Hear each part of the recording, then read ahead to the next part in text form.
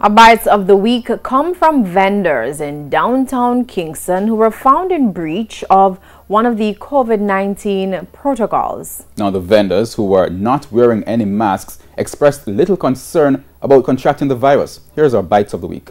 I never really come for stay out here too long still, but so put on my mask. You know, we Jamaicans don't really go by rules, but yeah. Yeah, but so why you never wear it all day and not stay long? You don't feel like it's COVID?